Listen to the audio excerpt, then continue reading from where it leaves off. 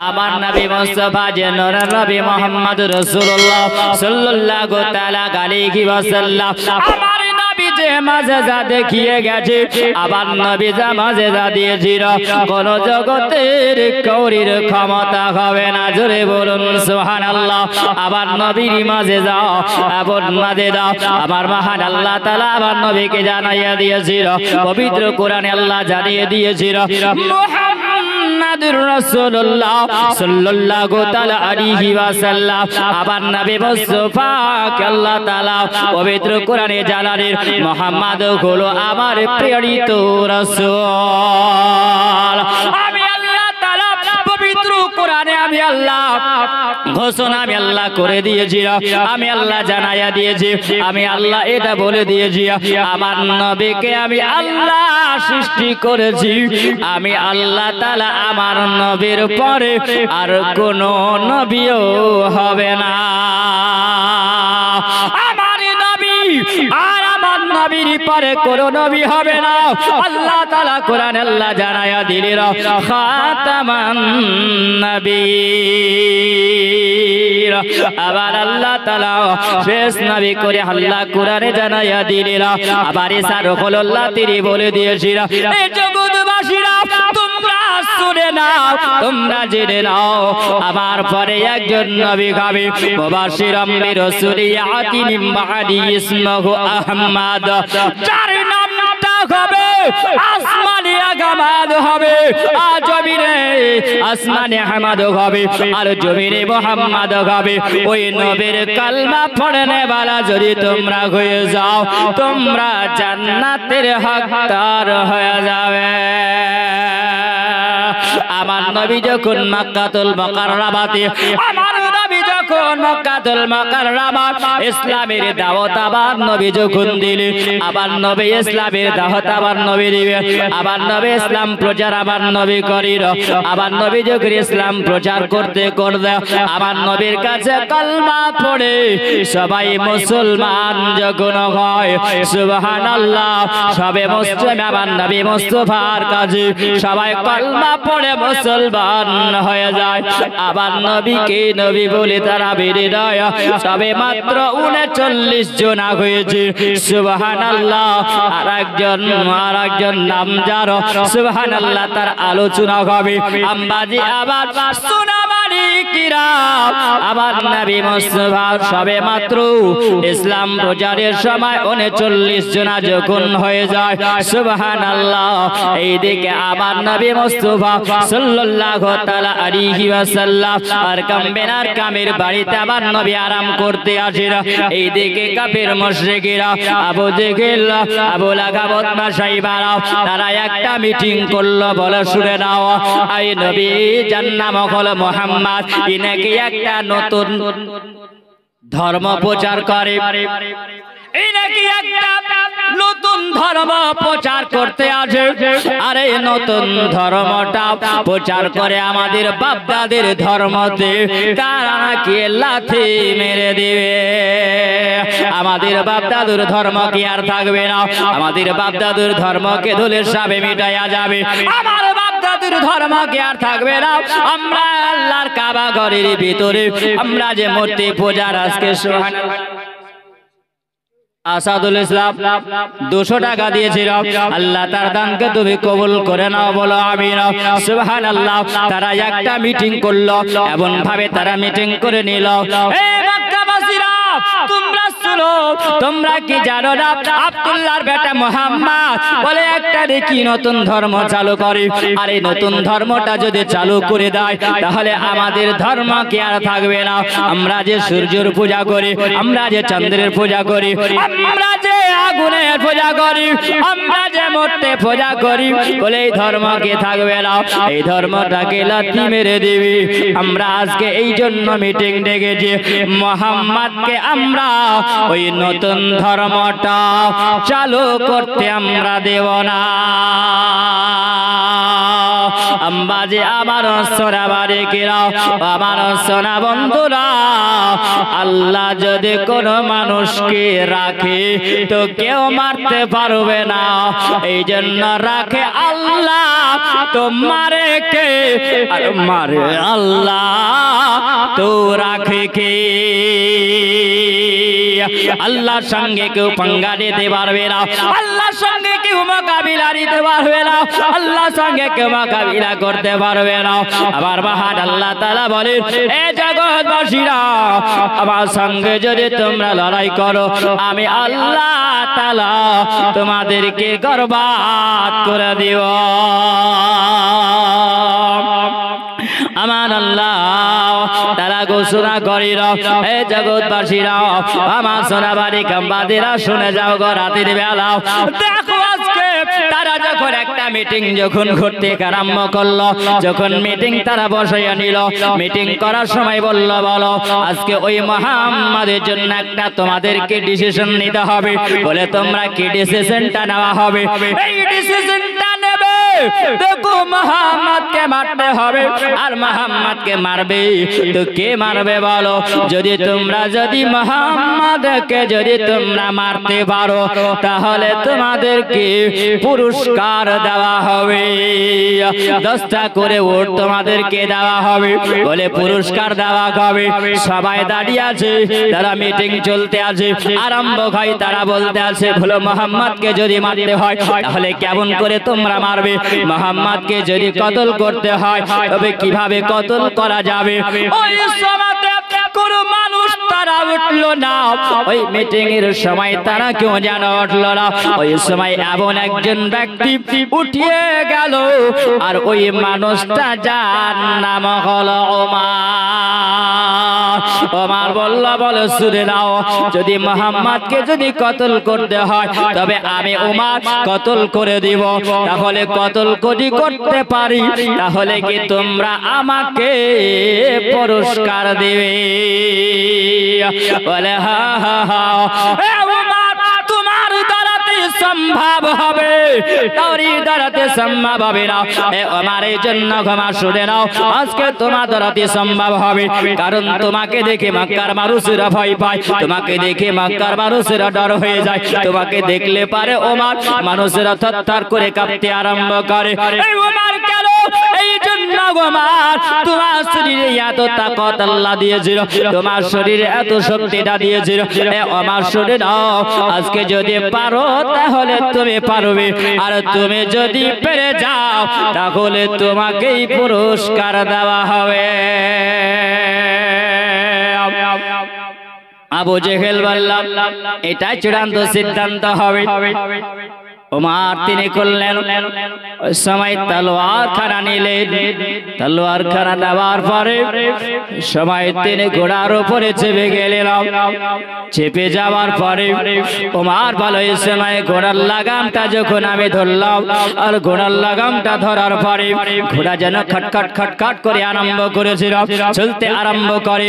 যখন চলে যায় ওমর বলে, আমি রাঙ্গা তলোয়ার নিয়ে ওই সময় চলতেছিলাম। কবি বলছে, তলোয়ার হাতে নিয়ে ওমর চলে নবীর ঘর, কাটবে গিয়ে মাথা দো জাহানের বাদশার, কাটবে গিয়ে মাথা দো জাহানের বাদশার।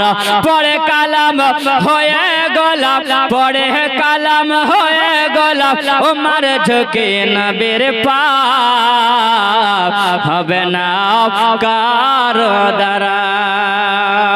বলে ঘরে বড় গেলাম, তুমি চলে যাও। ওমর যে রাস্তা দিয়ে চলে যায়, ওই সময় আবার একজন নবীর সাহাবী যার নাম হলো নাঈম, ওই সময়তে যেন ডাক দিয়ে বলছেন, বলে ওমর কোথায় কোথায় চলে যাও মা? ওমর বলল আমাকে এভাবে কে যেন একজন ডাক দেয়। আমি যখন ডাকে সাড়া পেলাম, আমি ওই সময়তে যখন আমাকে ডাক দেওয়া হলো, আমি কর্ণপাত করলাম, আমি শুনতে পেলাম, আমি দাঁড়িয়ে গেলাম। আমি ওমর আমাকে নাম ধরে যেন কে ডাক দিয়ে দেয়। আমাকে যখন নাম ধরে ডাক দেওয়া হলো, আমি দাঁড়িয়ে গেলাম। আমি দাঁড়িয়ে যাওয়ার পরে দেখলাম যেন একজন ব্যক্তি আমাকে বলতেছে, বলে ওমর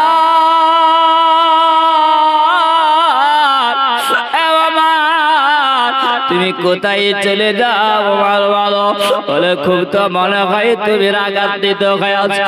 এ ওমর বলো বলো, আজকে তুমি রাঙ্গা হাতে তলোয়ার নিয়ে চলে যাও। এ ওমর তুমি এত দ্রুত বেগে কোথায় চলে যাও? ওমর বলো, এ ওমর তুমি কোথায় যাও? ওমর বলতে আছেন, বলে সরে দাও, আমি জন্য চলে যাই। ওই আব্দুল্লাহর বেটা মোহাম্মদ নাকি একটা নতুন ধর্ম চালু করছে। এই নতুন ধর্ম চালু করার কারণে আজকে মক্কা নগরে বিভ্রান্তি আরম্ভ হয়ে যায়। কারণ আমরা সূর্যের পূজা করি, আমরা দেব দেবীর আমরা পূজা করি, আমরা পাথরের পূজা করি, মর্তর আমরা পূজা করে নিও। আজকে যখন তারা কালমা পড়বে আর মানুষ মুসলমান হবে, আমাদের ধর্ম তেলাথি মেরে দেবে। এই জন্য আব্দুল্লাহর বেটা মুহাম্মদকে আর রাখবো না, তাকে নাঙ্গা তলোয়ার দিয়ে কতল করে দেওয়া। নাই বলছে, বলে ওমর একটু দাঁড়িয়ে যাও ওমর, তবে তুমি আমার নবীর গর্দান ওড়াবে, আবার নবীর গর্দানকে তুমি উড়াইয়া দিবে, আবার নবীকে তুমি কতল করবে। যিনি গলেন দুজাগানের বাদশা রাহমাতাল লিল আলামিন, আল্লাহ তাআলা আমার নবীকে পৃথিবীতে রাহমাতাল লিল আলামিন করে আল্লাহ পাঠিয়েছেন। আমা আরসালনাকা ইল্লা রাহমাতাল লিল আলামিন। আমার আল্লাহ তাআলা আমার নবীকে রাহমাতাল লিল আলামিন করে আল্লাহ তাআলা পৃথিবীতে পাঠিয়েছেন। আবার নবী শুধু মানুষের জন্য রাহমাতাল লিল আলামিন নয়, আবার নবী হলেন পাহাড়ের রাহমাতাল লিল আলামিন, নদ নালার রাহমাতাল লিল আলামিন, গাছপালা রহমাতাল লিল আলামিন, তরুলাতার রহমাতাল লিল আলামিন, পাহাড় পর্বতের রহমাতাল লিল আলামিন, জমিনের রহমাতাল লিল আলামিন, আসমানের রহমাতাল লিল আলামিন, ফেরেশতাদের রহমাতাল লিল আলামিন, স্বর্গের বাড়ির রহমাতাল লিল আলামিন, জান্নাতের রহমাতাল লিল আলামিন। সারা বিশ্বের কুল কায়নাত আল্লাহ যা সৃষ্টি করেছিল, সমস্ত সৃষ্টি জগতের আমার নবী হলেন রহমাতাল লিল আলামিন। এ রহমাতাল লিল আলামিন আমার নবী মুস্তাফার গর্দানটাকে ঘোরানোর জন্য ক্ষমা তুমি চলে যাও। এ ওমর শুনো, আমি তোমাকে বলে যাই, এ ওমর আবার নবীর গর্দান ওড়ানোর আগে এ ওমর তুমি শুনে নাও, আমার যে একটা বকরি দেখতে পাও, আবার যে একটা ছাগল তুমি দেখতে পাও, এই ছোট্ট ছাগলের বাচ্চা যদি আজকে তুমি গর্দানটা যদি তলোয়ার দিতে দিয়ে উড়াইয়া দিতে পারো, আলাদা যদি করে দিতে পারো ওমর, তাহলে জানবো তুমি আমার নবীর গর্দান উড়াতে পারবে। ওমর বলছে এটা কোনো ব্যাপার হলো, এটা কোনো ব্যাপার, তলোয়ার দিয়ে এটা ছাগলকে কতল করতে হবে, একটা ছাগলের মাথা কাটতে হবে, এটা কি অসম্ভব না সম্ভব? বলেন সম্ভব হবে, এটার দ্বারাতে সম্ভব হবে।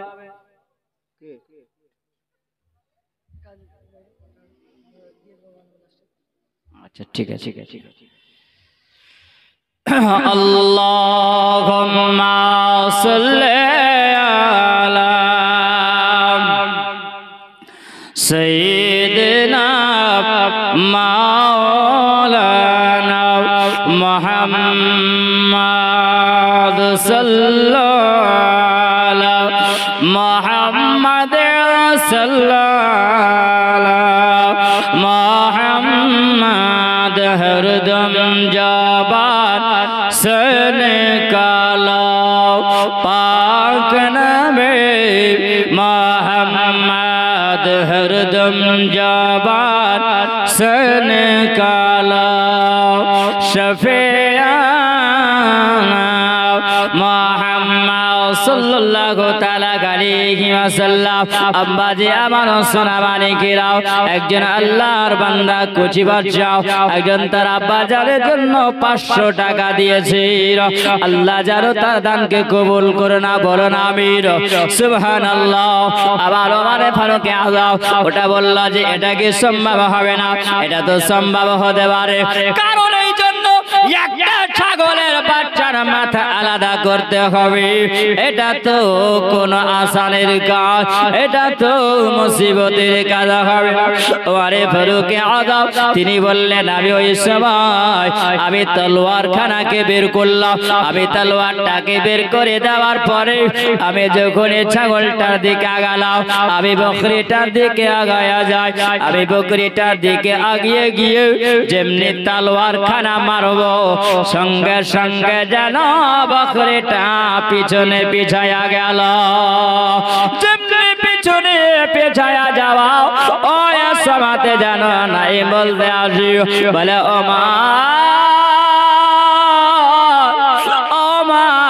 আজকে তুমি একটা ছাগলের বাচ্চা মাথাটা আলাদা করতে পারো না, আজকে তুমি দেখো বলে এমন অবস্থা হয়েছে তোমার শরীরটা ঘেমে যায়।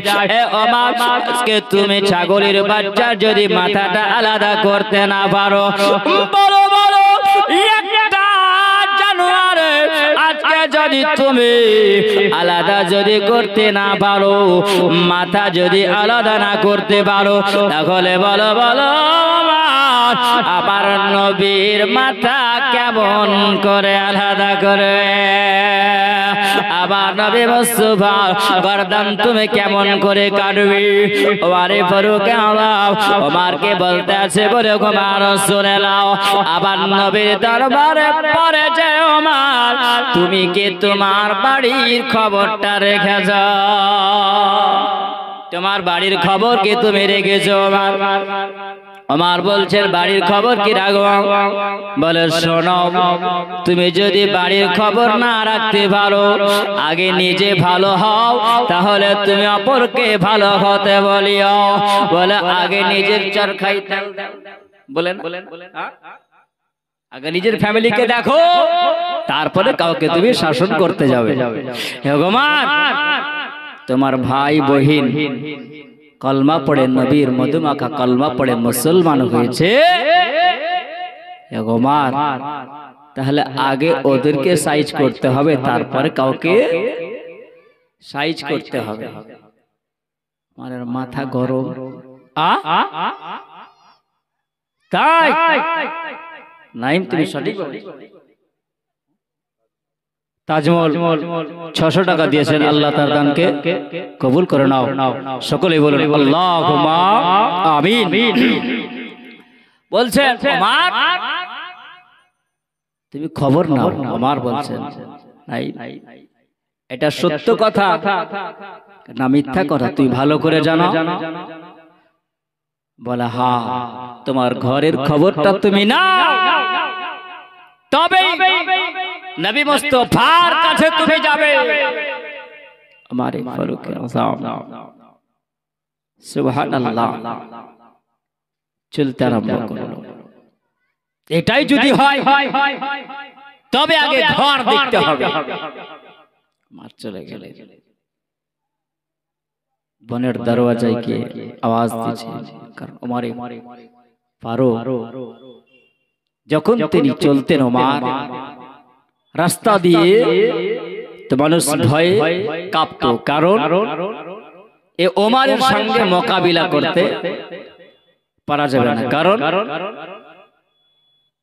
ওমরের শরীরে এত তাকত এত শক্তি, 10টা মানুষ যদি একসঙ্গে লেগে যায় তো ওমরের সঙ্গে মোকাবিলা করা সম্ভব হবে না। ছুটে গেলেন। যেমনে যাওয়া দরওয়াজায় আওয়াজ দিচ্ছেন, কে? হযরতে ওমরের বোন, যার নাম হলো ফাতিমা। বুঝতে পেরেছে ওমরের আওয়াজ শোনার পরে বলছেন, আমি ওমর। যেমনি বলা সঙ্গে সঙ্গে ঘরের মধ্যে তারা থরথর করে কাঁপতে আরম্ভ করেছে। কেন এই জন্য কাঁপতে আরম্ভ করেছে? যে ওমর চলে এসেছে, মানে আর আমাদের রিহাই হবে না। কারণ ওমর আমার নবীর দুশমন ছিলেন তখন, আমার নবীর সুবহানাল্লাহ বিপরীতে ছিল। বেরাদার, যেমনি বলা সঙ্গে সঙ্গে তারা থরথর করে কাঁপতে আরম্ভ করেছে। ওই সময় পবিত্র কোরআন পড়তেছিলেন। যখন পবিত্র কোরআন পড়েন, আমার ফারুক আজম जिनार नाम सुरामात्रই ওই জায়গায় পবিত্র কোরআন পড়া বন্ধ করে দিয়েছেন। যেমনি পবিত্র কোরআন পড়া বন্ধ করে দেওয়া সুবহানাল্লাহ, ওই সময় ওমর জানা বলছেন, বলে বোন ফাতেমা, তোমরা জানো কি একটা গুনগুন করে আওয়াজ করে কি জানো তিলাওয়াত করতেছিলেন, আমি শুনতেছিলাম। সুবহানাল্লাহ। তবে শোনো, সর্বপ্রথমে হচ্ছে এটাই, ওমর বলতে আছেন, বোন তুমি হলে খাত্তাবের বেটি, আমি হলাম খাত্তাবের বেটা। ওমর একই রক্তের। তবে শোনো, তুমি নাকি মুহাম্মাদের কলমা পড়ে মুসলমান হয়েছো, তোমরা স্বামী স্ত্রী দুজনাই কলমা পড়ে নাকি মুসলমান হয়েছো। সুবহানাল্লাহ। বলতে আছেন, আজকে মুসলমানেরা কোনো সময় মিথ্যা কথা বলে না। জোরে বলেন, মুসলমানেরা মিথ্যা কথা বলবে না, মিথ্যা কথা বলবে না। তবে সুবহানাল্লাহ, ওই সময় চিন্তায় পড়েছেন, আজকে যদি আমরা মুসলমান হয়েছি মিথ্যা কথা বলি তো ধরা খেয়ে যাব কিয়ামতের দিনে আল্লাহর কাছে। জোরে বলেন সুবহানাল্লাহ। আল্লাহকে করে কত ভয় করে, আর আমরা আল্লাহকে করে কত ভয় করি। আল্লাহ বলেছেন, ওয়াত্তাকুল্লাহ, আল্লাহকে ভয় করো। আল্লাহকে যদি ভয় না করো, ইন্নাল্লাহা শাদীদুল ইকাব, আল্লাহ বলেছে বান্দারে আল্লাহকে যদি তোমরা ভয় যদি না করো, আমার আল্লাহ তাআলা তোমাদের জন্য শাস্তির জায়গা আল্লাহ তাআলা রেখেছিল, এবং শাস্তির জায়গাটা তোমাদের জন্য রেখেছিল, সেটাই হলো জাহান্নাম। জোরে বলুন, সেটাই হলো জাহান্নাম। আল্লাহ তাআলা তোমাদেরকে সতর্ক করার জন্য পবিত্র কোরআন আল্লাহ তাআলা পাঠিয়ে দিয়েছেন। আল্লাহ বলেছেন, হুদাল লিন্নাস, আমি আল্লাহ তাআলা, আমি রব্বুল আলামিন মানুষের জন্য হেদায়েতের একটি পবিত্র কালামুল্লাহ পাঠিয়েছিল, সেটাই হলো কোরআন। জোরে বলো, আমি আল্লাহ তাআলা পাঠিয়ে দিয়েছিল। আমারে ফারুক আজমের বোন বলতে আছেন, বলে ওমর শুনে নাও, আহা আমরা নবীর কলমা পড়েছি, যে নবীর মধুমাখা কলমা পড়েছি, যে নবীর নামের এত মজা, আবার নবীর ওই মধুমাখা কলমা আমরা পড়ে নিয়া আমরা মুসলমান হয়ে গেছি। যেমনি বলা গো সময় অবাক জানো, বোনকে এমন করে একটা তাহাজা মারলো, এমন করে একটা থাপ্পড় মেরে আবার বোনটা জানো সঙ্গে সঙ্গে ফাতিমা বিনতে খাত্তাব সবাই জমিনে যেমন পড়ে যাওয়া, যেমন জমিনে পড়ে যায়। ওমর বলে, আমি ওই সময় আমার বোনও আমার বহনবীরা ওই সময় যেন দাড়িটাকে ধরে ওমর এমন ভাবে তামাচা মারলো, এমন ভাবে ওমর থাপ্পড়টা মেরেছে, এমন ভাবে ওমর আঘাত করে দিয়েছে, তার বোনও যেন সঙ্গে সঙ্গে জমিনে পড়ে গেল। ফাতিমার স্বামী গো ওই সময় সাকিল তিনি বলতে আছে, ওই সময় যেন আমাকে জমিনে যখন ফেলে দেওয়া হয়, আমার ওমা আমার সিনার উপরে চেপে গিয়ে আমাকে যেন এমন ভাবে মারতে আরম্ভ করেছে, আমাকে লোগো লাগান করে দেয়, আমার শরীর দিয়ে রক্ত ঝরে যায়। আরে ফারুক আজমের বোন বলতে আসি না, বলছে, বলে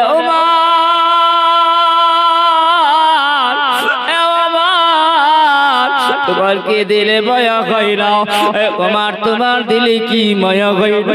ও ওমর তোমার দিলে কি কষ্ট হয় না বলো? এইরকম করে তুমি লোকগুলা গান করে দাও, রক্ত জড়িয়ে দাও মা। ওমর তুমি এরকম করে রক্ত জড়িয়ে দাও। ওমরকে বলতে আসেন, বলে গো মা, এত মা কেন মারো? আমরা অন্যায় করেছি না কি করেছি বলো? ওমর আমরা শুধুমাত্র আমার নবীর মধুমাখা কালমা পড়েছি, জোরে বলো। আমরা শুধু আমার নবীর মধুমাখা কালমা আমি পড়েছি, এটাই হলো অপরাধ। ওমর বলতেছে, বোন শুনে নাও, আমরা গোলাম এক বাপের সন্তান। এক ওমর বলতে আসিল, তোমরা ওই নবীর কালমা মুহাম্মাদের কালমা ছেড়ে দাও। মুহাম্মাদের কালমা যদি ছেড়ে দাও, তাহলে আমি তোমাদেরকে আর চাষ করব না, আমি তোমাদেরকে মারবো না, আমি লঘুলাহান করব না। ওমর যেমন কথা বলে, ওমরকে বলতেছেন, বলে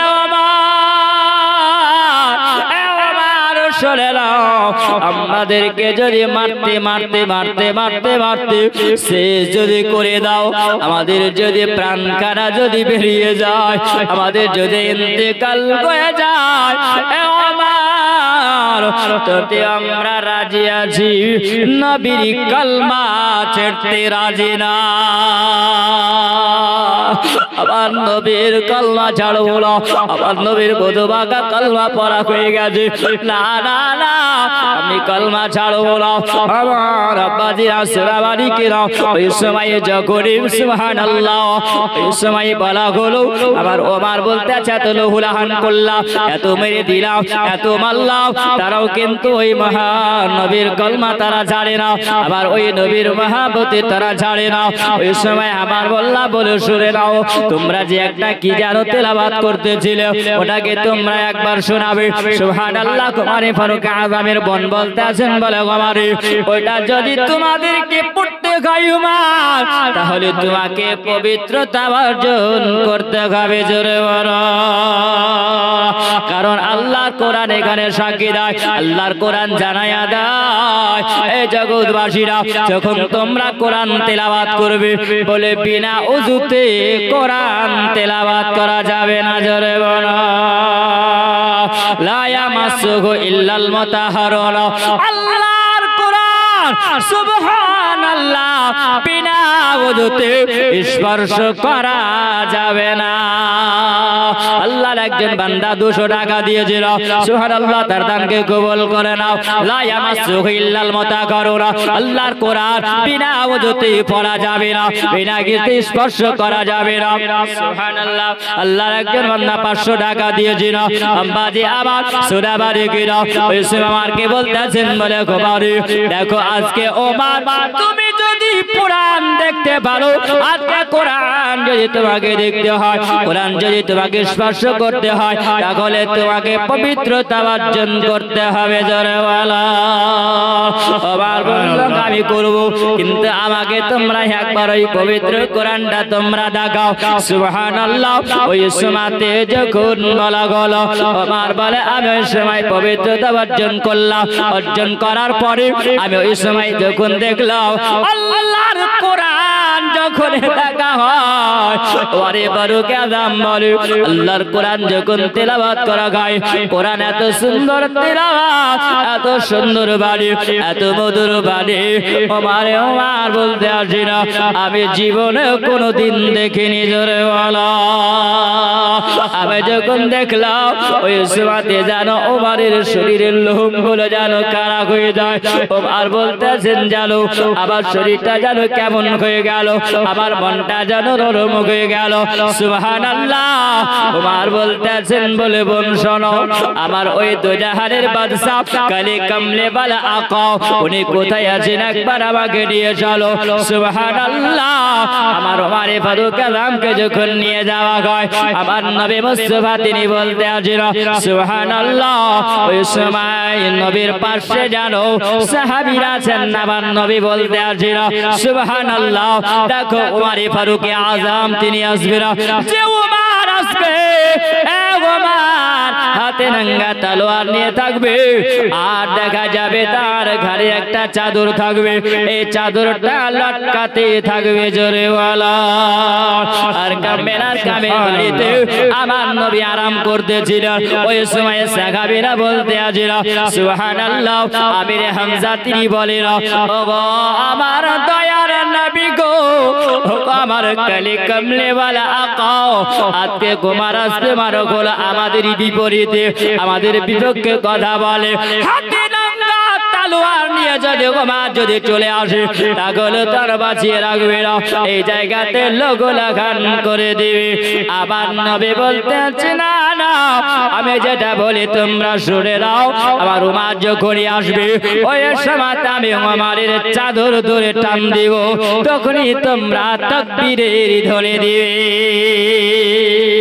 আবার ওমরে ফারুক আযম যখন চলে আসে আমির হামজা তিনি বলতেছেন ওগো ইয়া রাসূলুল্লাহ ইয়া হাবিবাল্লাহ নবীজি আমরা আজকে ওমরকে জিন্দা রাখবো না ওজার সঙ্গে মোকাবিলা করে শেষ করে দিব সুবহানাল্লাহ আবার নবী বলতেছেন নবীর সাহাবীরা না না না ওমর যখন আসবে তখন তোমরা ওমরকে সম্মানের সহিত নবীর দিদার করায়া দিও জোরে বলো ওমরে ফারুক আযম যখন তিনি চলে আসলেন সুবহানাল্লাহ আবার নবী একটা চাদরের যখন আঁচলটাকে ধরে আমার নবী যেমনি টান দিলেন সুবহানাল্লাহ সবাই যেন নারায়ে তাকবীর আল্লাহু আকবারের ধ্বনি দিল আমার ওমর আবার নবী মুস্তাফার পায়ের তালা মোবারক ওই নঙ্গা তলোয়ার খানা কান কান করে ফেলে দিলেন আর তিনি বললেন ওগো ইয়া রাসূলুল্লাহ ইয়া হাবিবাল্লাহ ওগো দয়ার নবীজি আমাকে কালমা পড়ে আপনি মুসলমান বানায়া নেন আমার নবীর মধুমাখা কালমা পড়ে যখন মুসলমান হয়ে যায় সুবহানাল্লাহ লম্বা আলোচনা শুনবে না আম্মা যে আমার সুরাবারিকিরা ওই সময় আল্লাহর কাবার চাতালে আল্লাহর কাবা ঘরে কেন ওই সময় কোন প্রকার আল্লাহর ইবাদত হতো না ওমরে ফারুক আযম বলেন আসসালাতু ওয়াসসালামু আলাইকা ইয়া রাসূলুল্লাহ আসসালাতু ওয়াসসালামু আলাইকা হাবিবাল্লাহ ওগো দয়ার নবীজি ওগো আমার নবী মুস্তাফা কারি কামলে ওয়ালা আমরা হকের পথে আছি না আমরা বাতিলের পথে আছি আবার নবী বললেন হকের পথে আছো ওমর বলছেন ইয়া রাসূলুল্লাহ ইয়া হাবিবাল্লাহ নবীজি তবে আমরা আজকে ঘরের কোণাতে আমরা ঘরকে মসজিদ বানায়া আমরা নামাজ পড়বো না আল্লাহর ইবাদত যদি করতে হয় আমরা যদি সত্যের পথে যদি থাকি আল্লাহর কাবা ঘরে প্রকাশ্য ইবাদত করব সুবহানাল্লাহ আবার নবী বলতেছেন বলে গোবার এই সময়টুকুর অপেক্ষাতে ছিলাম আবার নবী ওমরের জন্য দোয়া করেছিলেন আল্লাহ দোয়া কবুল করেছিলেন কালো মক্কা নগরে দুইজন নবী ছিল এই দুইজন ওমরের মধ্যে আমার নবী বলেছিলেন ওগো আল্লাহ তাআলা তুই ওমরের মধ্যে আল্লাহ তুমি এক ওমরকে কবুল করে নাও জোরে বলো খাত্তাব ইবনে ওমর এই খাত্তাবের বেটা ওমরকে আল্লাহ তাআলা কবুল করেছেন জোরে বলো আবার নবী বলেছেন সুবহানাল্লাহ আমার উপরে যদি কোন নবী হয় তাহলে সুবহানাল্লাহ আল্লাহ নবী বানাতেন ওমরে ফারুক আযমকে জোরে বলো ওই সময় আব্বাজি আমার সুরাবারিকিরা আবার নবী বললেন প্রকাশ্য হবে সুবহানাল্লাহ দুটো দল হলো একটা দল হলো আমির হামজা একটা দল হলো ওমরে ফারুক আযমের দুই দলের মধ্যে একটা পতাকা নেওয়া হলো যেই পতাকাতে লেখা আছে লা ইলাহা ইল্লাল্লাহ মুহাম্মাদুর রাসূলুল্লাহ আমরা 12 রবিউল আউয়ালে আমরা যখন নবী দিবস পালন করি তখন আমরা পতাকা উত্তোলন করি না ঝান্ডা উড়াই না যে বেদাতিরা বেদাত বলে তারাই হলো বেদাতি। কেন আমার ওমর ফারুক আজম সেই দিনে তিনি বলেছিলেন একটা ঝান্ডা আমার দলে ছিল আর একটা ঝান্ডা আমির হামজার দলে ছিল। জোরে বলুন আল্লাহুম্মা সাল্লি আলা সাইয়্যিদিনা মাওলানা মুহাম্মাদ ওয়া আলা আলি সাইয়্যিদিনা মাওলানা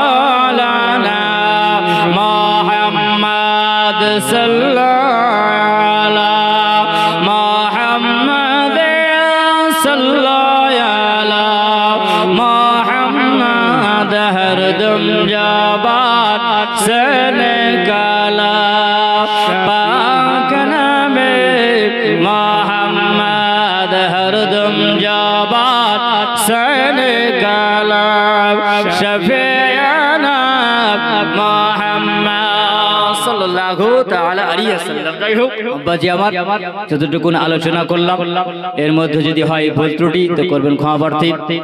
এখন আপনাদের সম্মুখে যিনি বসে আছেন তিনার মুখ থেকে আলোচনা শুনবেন। ছয় মাত্র একটু আলোচনা আমি করেছি, তিনি আলোচনা অনেক ওমর ফারুক আজমের আলোচনা আছেন, তিনার মুখ থেকে মূল্যবান আলোচনা শুনবেন। ইসলাম কবুল করেছেন আর অনেক আলোচনা আছেন। তিনাদের আদর্শটা যদি আমরা গ্রহণ করে নিতে পারি, আমরা যদি মেনে নিতে পারি তো সুবহানাল্লাহ আমাদের জিন্দেগির বেড়া পার হয়ে যাবে। আল্লাহ পাক আমাদেরকে আমল করার জন্য তৌফিক দান করেন। সকলেই বলুন আল্লাহুম্মা আমিন। আসসালামু আলাইকুম ওয়া রাহমাতুল্লাহি ওয়া বারাকাতুহু। আসসালামু আলাইকুম ওয়া রাহমাতুল্লাহি ওয়া বারাকাতুহু। আমার ইসলাম দরদি ভাই ও বাপজানেরা, আমার মা বোনেরা, সকলকে জানাই আসসালামু আলাইকুম ওয়া রাহমাতুল্লাহি ওয়া বারাকাতুহু। যাই হোক, মাগরিবের পর থেকে বক্তব্য চলতেই আছে ধারাবাহিকভাবে। তবে প্রধান বক্তাও কিন্তু চলে এসেছেন, তার আগে আরেকজন বক্তা